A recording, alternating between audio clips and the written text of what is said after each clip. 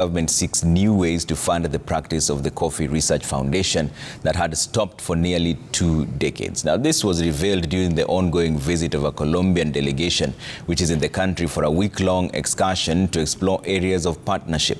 In a memorandum of understanding that has also been signed between Kenya and the South American nation, which is the world's third largest exporter of coffee, as Kenya seeks to improve its coffee export market. Now, Jimmy Mbogo has more.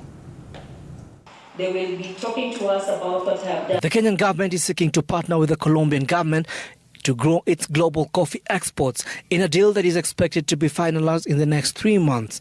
According to the Cabinet Secretary in the Ministry of Cooperatives, Micro, Small and Medium Enterprises, the government says it will be exploring areas of partnership such as shared warehousing in markets that both countries are in, noting that this will bridge the gap of access to market for the Kenyan farmers. The total value of coffee market in the world is $650 billion US.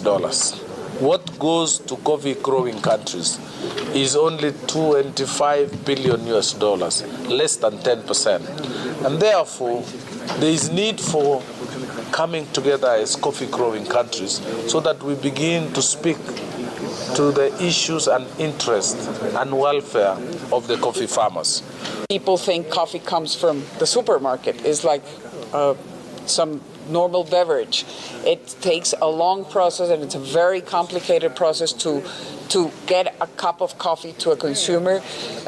So that has to be an issue for all producing countries to be able to get the coffee grower the fair price that he deserves. The MOU between the two countries will also focus on research and development of coffee in the two jurisdictions and could see farmers part with their hard-earned cash to support the process. Although the details are yet to be established on how much farmers will have to pay to benefit, Cheligwe is optimistic that the lessons from Colombia will be profitable in the long run. We stopped funding Coffee Research Foundation and we stopped supporting the Coffee Research Foundation.